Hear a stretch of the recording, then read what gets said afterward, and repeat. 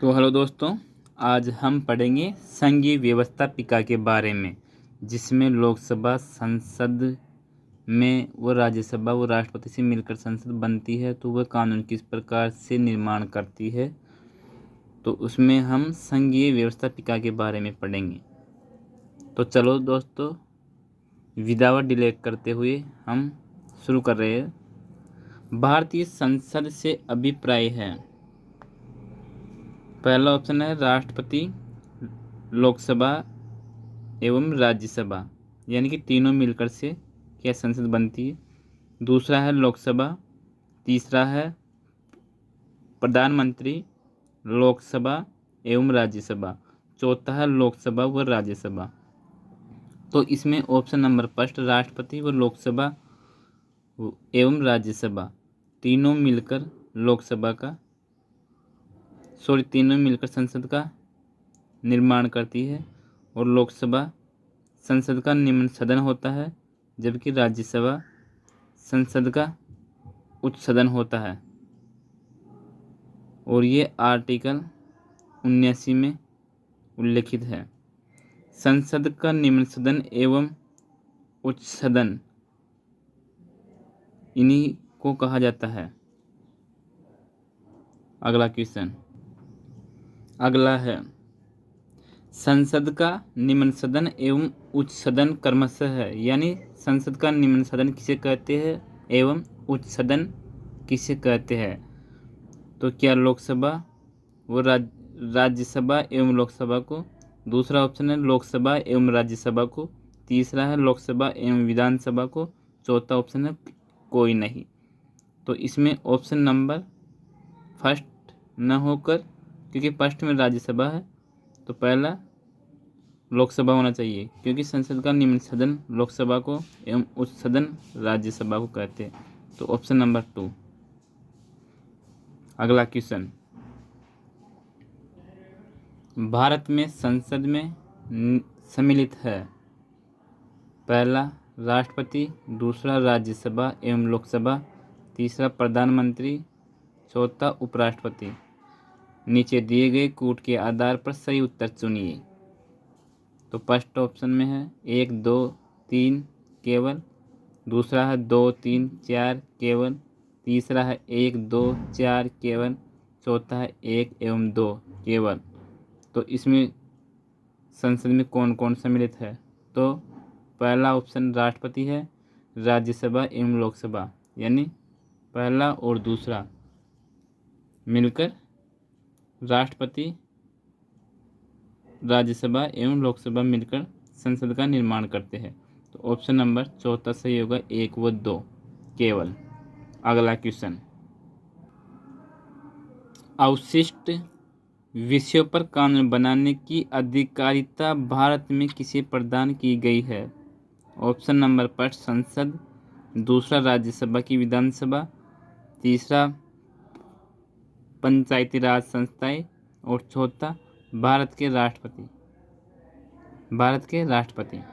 तो इसमें option number कौन सा सही होगा, यानी अवशिष्ट विषयों पर कानून बनाने की अधिकारिता भारत में किसे प्रदान की गई है। तो ऑप्शन नंबर फर्स्ट संसद।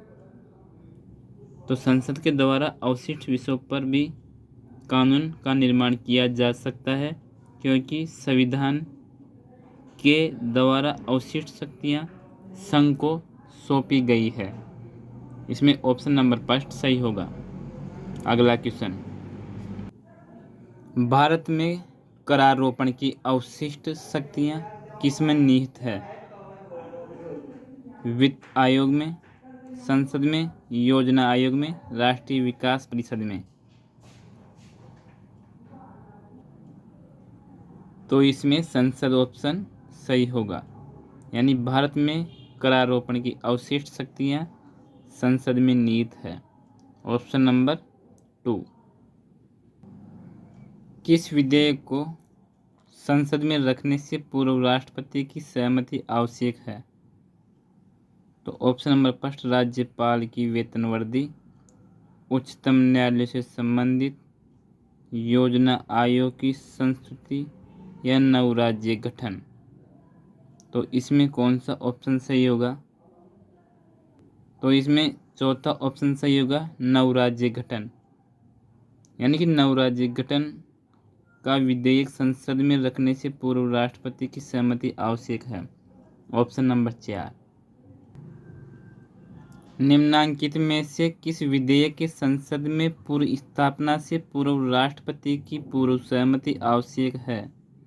विधेयक जो किसी राज्य की सीमाओं में परिवर्तन की मंशा रखता हो, संविधान संशोधन विधेयक, वित्त विधेयक, कोई भी निजी विधेयक। तो इसमें ऑप्शन नंबर 5, विधेयक जो किसी राज्य की सीमाओं में परिवर्तन की मंशा रखता हो, या नवराज्य गठन हो, या फिर एक धन विधेयक, ये तीनों ही संसद में पूर्व स्थापना से पूर्व राष्ट्रपति की पूर्व सहमति आवश्यक है। Option number 5। संसद में प्रस्तुत विधेयक कानून बनता है जब वह दोनों सदनों से पारित होता है, दूसरा राष्ट्रपति द्वारा हस्ताक्षर किए जाने पर, प्रधानमंत्री द्वारा हस्ताक्षर किए जाने पर, या फिर सर्वोच्च न्यायालय द्वारा घोषित किए जाने पर किसी व संघीय संसद के क्षेत्राधिकार में आता है। तो इसमें कौन सा ऑप्शन सही होगा? ऑप्शन नंबर 2, राष्ट्रपति द्वारा हस्ताक्षर किए जाने पर संसद में प्रस्तुत विधेयक कानून बनता है, क्योंकि भारतीय संविधान के संसद में दोनों सदनों द्वारा पारित हो जाने के बाद विधेयक पर राष्ट्रपति की अनुमति भी होना आवश्यक है, और कोई भी विधेयक तब तक कानून नहीं बन सकता जब तक कि राष्ट्रपति उसकी अनुमति नहीं देता। तो इसमें ऑप्शन नंबर 2, राष्ट्रपति द्वारा हस्ताक्षर किए जाने पर ही कानून का निर्माण होता है। अगला क्वेश्चन है, संसद सदस्यों के वेतन, यानी कि संसद में जो सदस्यों के वेतन, भत्ते एवं पेंशन, अगर उन पर संशोधन विधेयक लाना हो, जैसे संशोधन विधेयक 2010 लाया गया था, उनके अनुसार उनका बढ़ा हुआ वेतन क्या है? तो अगर दोनों सदनों में लोकसभा एवं राज्यसभा के सदस्यों के वेतन का निर्धारण संसद द्वारा ही किया जाता है, और यह वेतन अनुच्छेद 106 के अंतर्गत इस संबंध में प्रावधान किया गया है कि संसद सदस्यों का वेतन, पेंशन और अधिनियम द्वारा समय समय पर संसद द्वारा संशोधित किया जा सकता है। तो इसमें अगर देखा जाए कि उनका बढ़ा हुआ वेतनमान क्या है, तो इसमें ऑप्शन नंबर 40,000 होगा, या फिर 50,000 होगा, या 45,000, या 48,000। तो इसमें ऑप्शन नंबर 2, 50,000 होगा। अगला क्वेश्चन, लोकसभा और राज्यसभा की संयुक्त बैठक किसके द्वारा आहूत की जाती है? यानी कि जब लोकसभा और राज्यसभा में कोई मतभेद हो तो संयुक्त बैठक किसके द्वारा आहूत की जाती है, यानी कि बुलाई जाती है? तो इसमें पहला ऑप्शन है राष्ट्रपति, दूसरा है लोकसभा के अध्यक्ष, तीसरा है संसद, चौथा है राज्यसभा के सभापति यानी कि उपराष्ट्रपति। तो इसमें ऑप्शन नंबर 5 होगा, राष्ट्रपति। यानी संविधान के अनुच्छेद 108 के तहत धन विधेयक के अतिरिक्त अन्य विधेयक के संबंध में दोनों सदनों में असहमति की स्थिति पर राष्ट्रपति द्वारा संसद के दोनों सदनों की संयुक्त बैठक बुलाई जा सकती है, जिसकी अध्यक्षता अनुच्छेद 118 के तहत लोकसभा अध्यक्ष द्वारा की जाती है। Option number 5। अगला क्वेश्चन है, संसद का अधिवेशन बुलाने का काम है किसका? पहला ऑप्शन है प्रधानमंत्री का, दूसरा संघीय मंत्रिपरिषद का, तीसरा लोकसभा अध्यक्ष का, चौथा राष्ट्रपति का। तो संसद का अधिवेशन बुलाने का काम राष्ट्रपति का है। ऑप्शन नंबर चौथा सही होगा। अगला क्वेश्चन, संसद में सदन द्वारा इसकी बैठकों में लगातार कितने दिन अनुपस्थित रहने पर किसी सदस्य का स्थान रिक्त घोषित किया जा सकता है?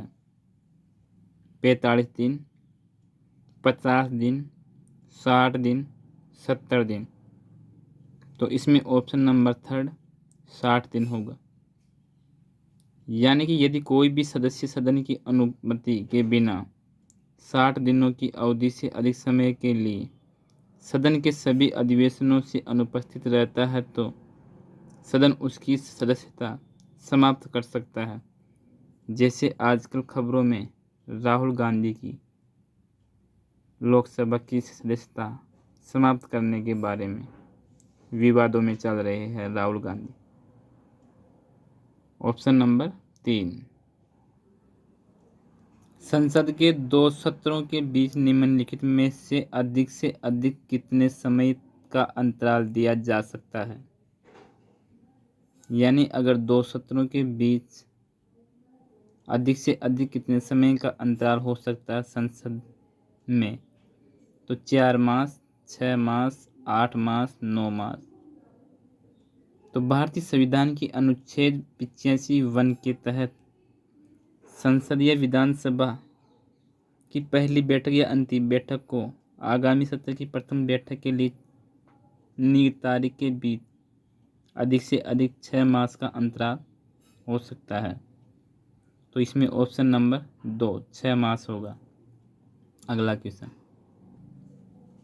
भारतीय संविधान के अनुसार संसद के दोनों सदनों का अधिवेशन एक वर्ष में कम से कम कितनी बार बुलाना जरूरी है? 4 बार, 3 बार, 2 बार, 1 बार।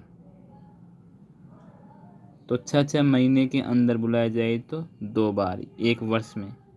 तो ऑप्शन नंबर 3 2 बार, क्योंकि सामान्यतः प्रतिवर्ष संसद के 3 अधिवेशन होते हैं तथा बजट अधिवेशन फरवरी से मई के तक चलता है। वो वर्षाकालीन अधिवेशन जुलाई से सितंबर तक और शीतकालीन अधिवेशन नवंबर दिसंबर तक, यानी 3 अधिवेशन चलते हैं। हालांकि राज्यसभा के संबंध में बजट अधिवेशन को 2 अधिवेशनों में विभाजित कर दिया जाता है।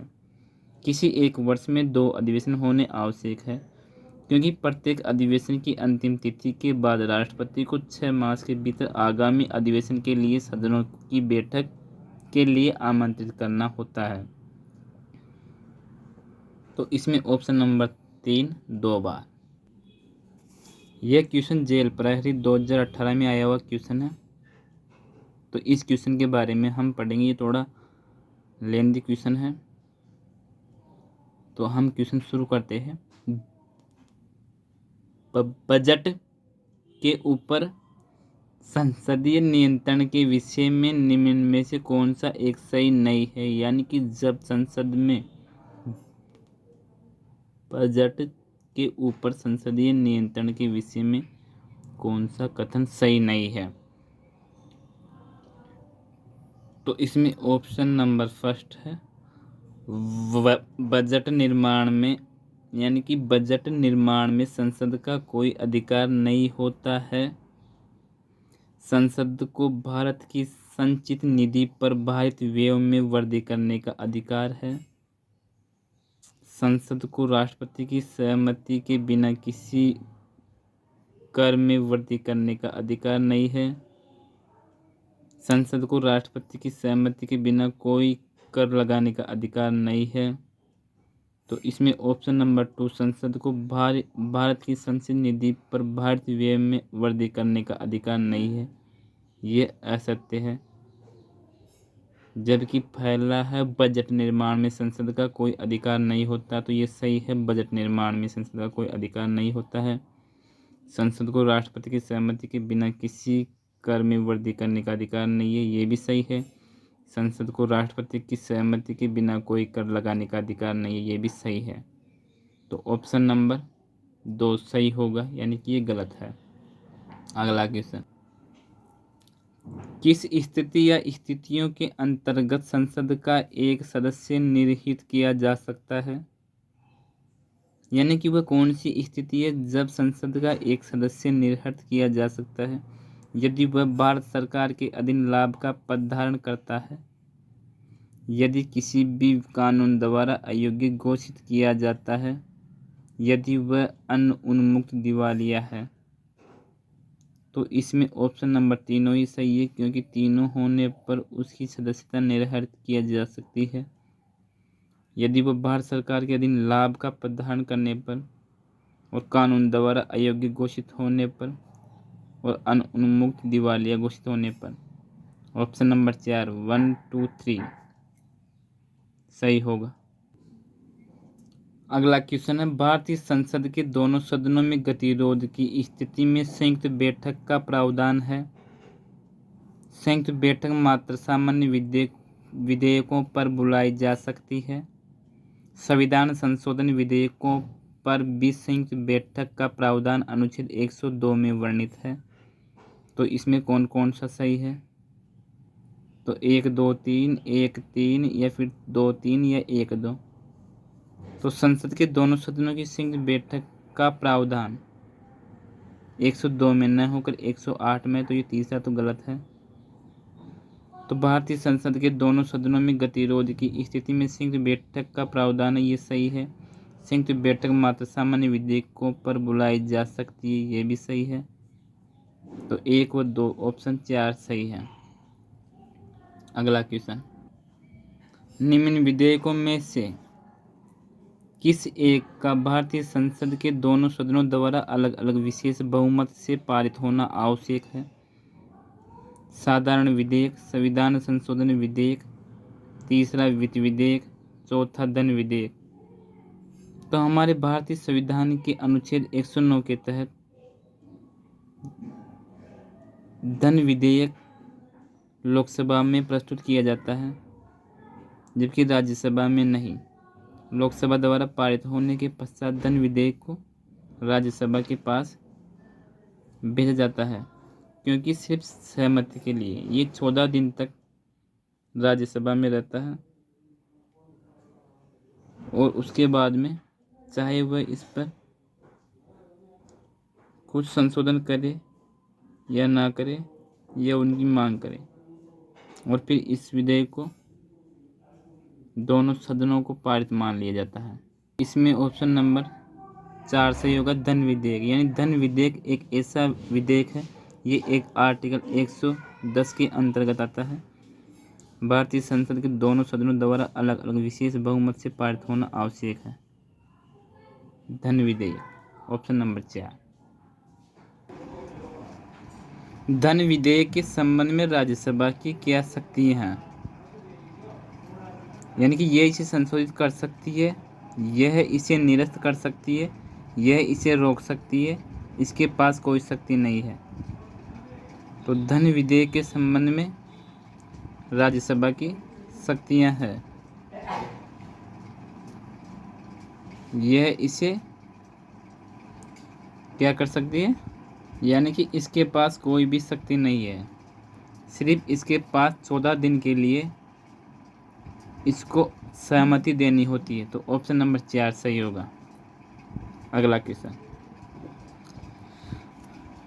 लोकसभा द्वारा पारित जब कोई धन विधेयक राज्यसभा में भेजा जाता है तो इसे राज्यसभा द्वारा कितने दिनों में लोकसभा को वापस भेज देना होता है?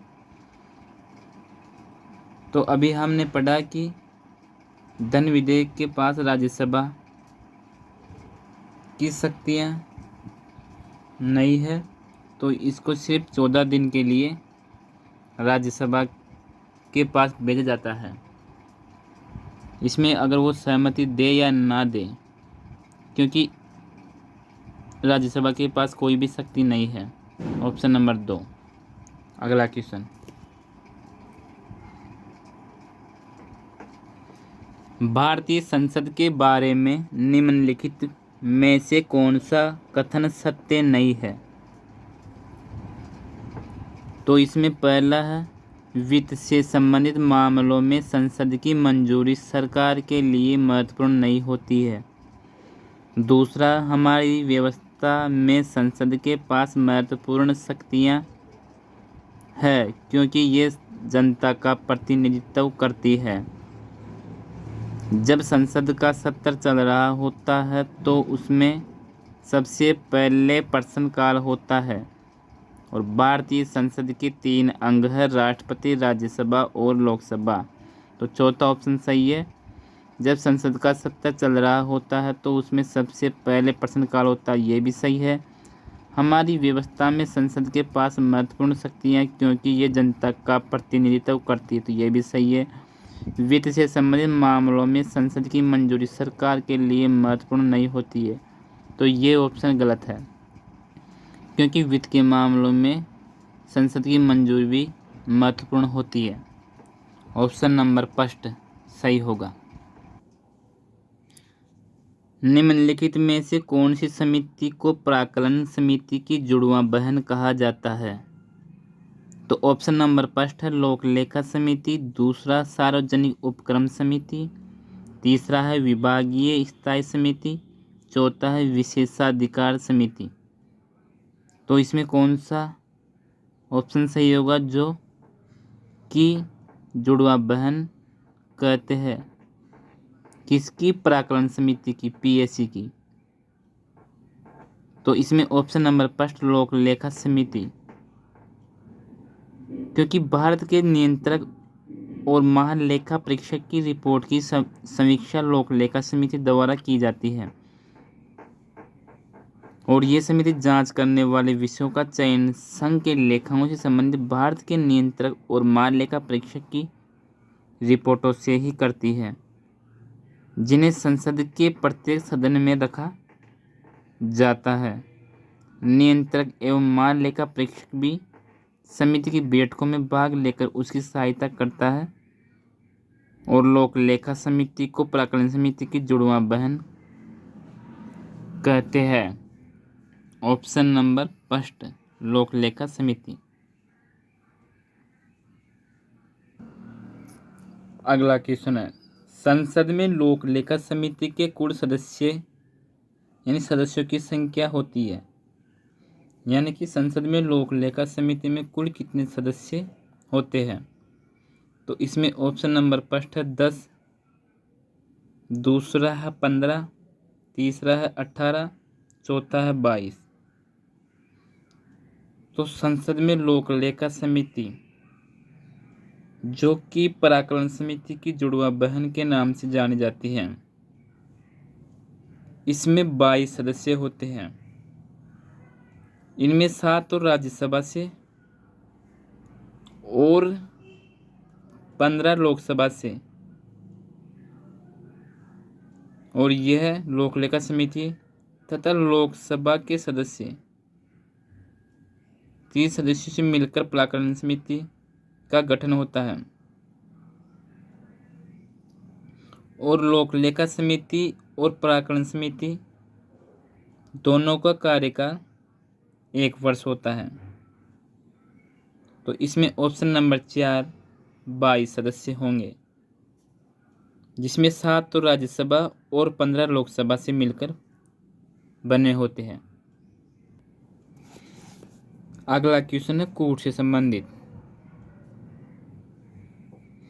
निम्नलिखित में से कौन सी भारतीय संसद की वित्तीय समिति या समितियां हैं? तो पहला है प्राक्कलन समिति, दूसरा है लोक लेखा समिति, तीसरा है लोक उपक्रम समिति और चौथा है सदस्यों के वेतन तथा भत्तों संबंधित संयुक्त समिति। तो इसमें ऑप्शन नंबर फर्स्ट प्राक्कलन समिति, लोक लेखा समिति और लोक उपक्रम समिति भारतीय संसद की वित्तीय समितियां हैं। तो कूट में 1, 2 और 3 सही होगा, क्योंकि भारत में संसद की वित्तीय समितियों में ये तीनों शामिल होती है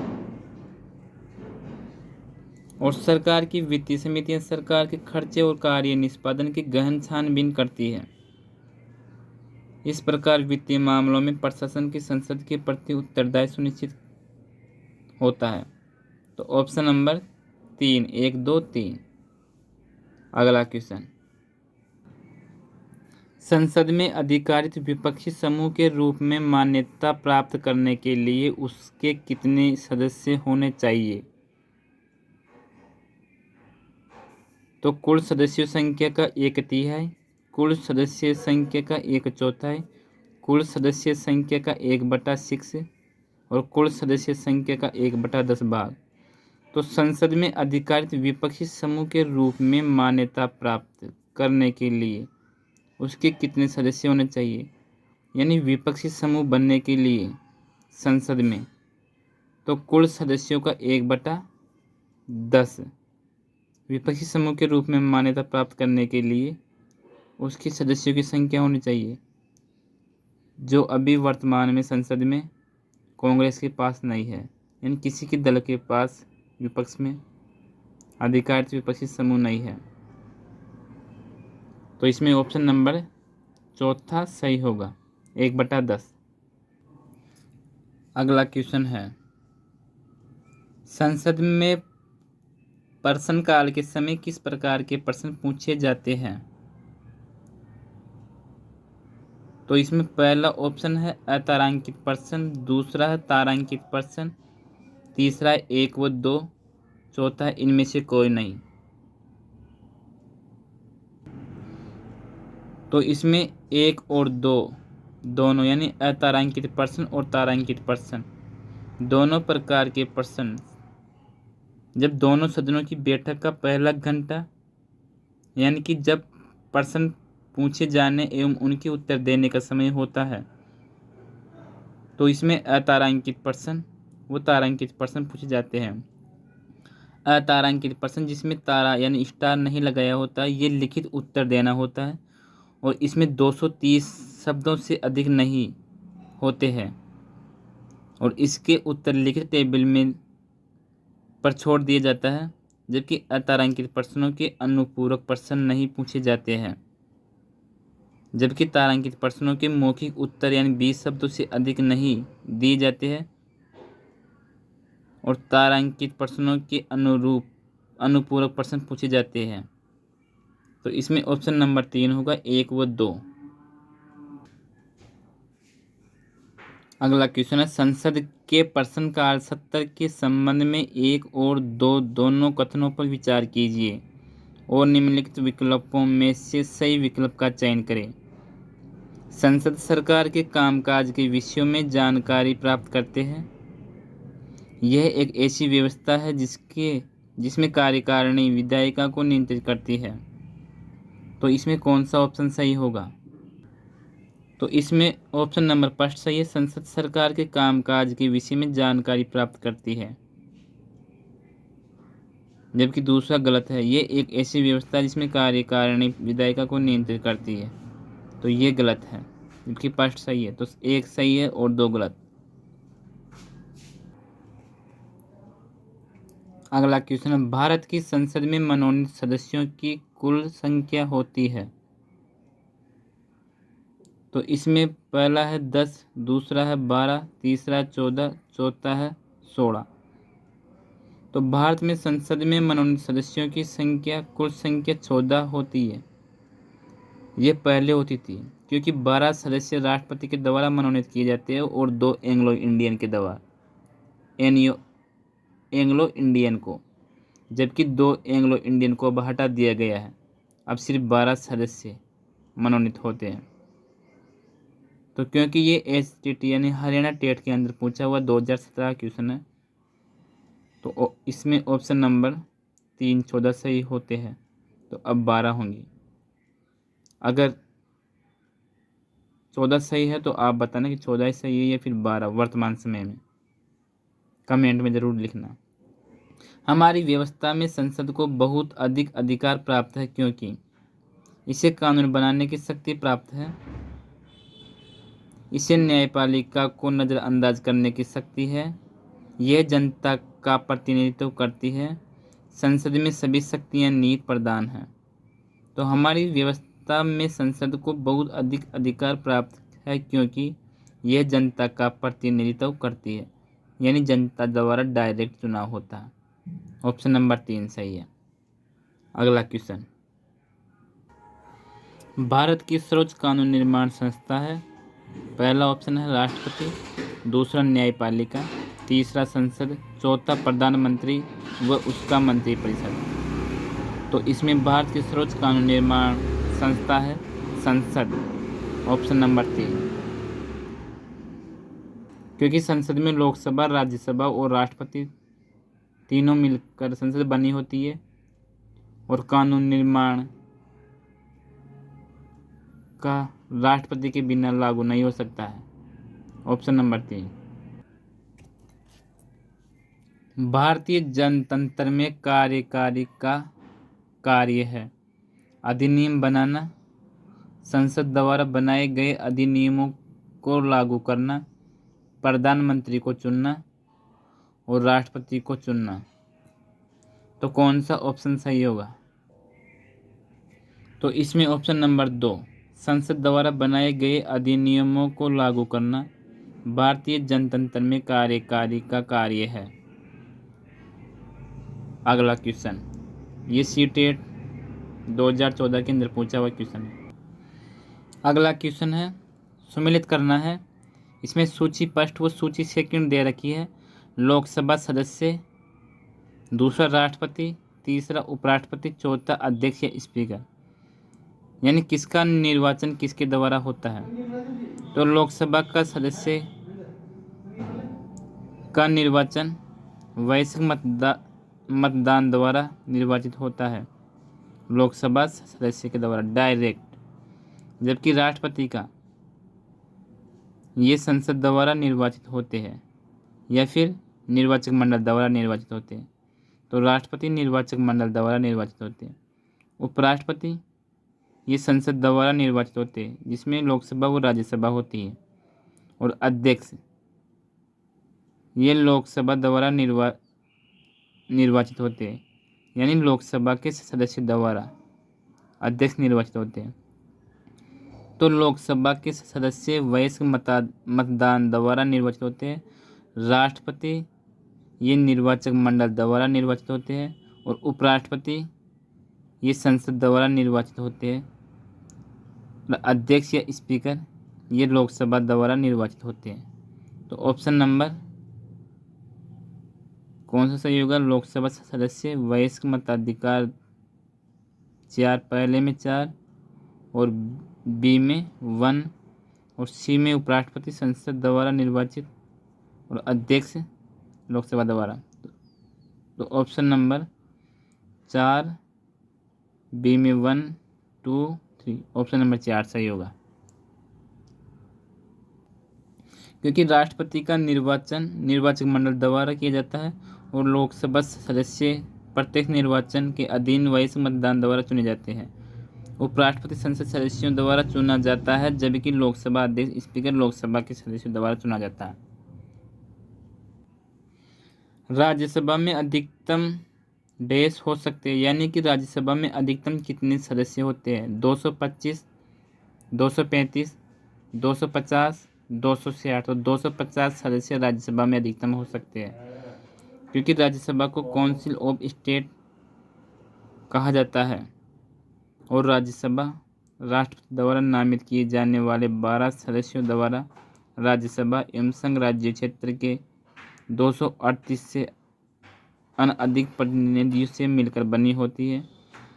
इसके सदस्य 6 वर्ष के लिए चुने जाते हैं, यानी कार्यकाल 6 वर्ष का होता है और 1/3 सदस्य 2 साल में रिटायर होते रहते हैं। स्थायी सदन होने के कारण राज्यसभा का विघटन नहीं होता है तथा इसके 1/3 सदस्य 2 वर्ष की समाप्ति पर निर्वृत्त हो जाते हैं। आर्टिकल 83(1) जिसमें 6 वर्ष के कार्यकाल के लिए नए सदस्य चुने जाते हैं। Option number 3 Rajya Sabha.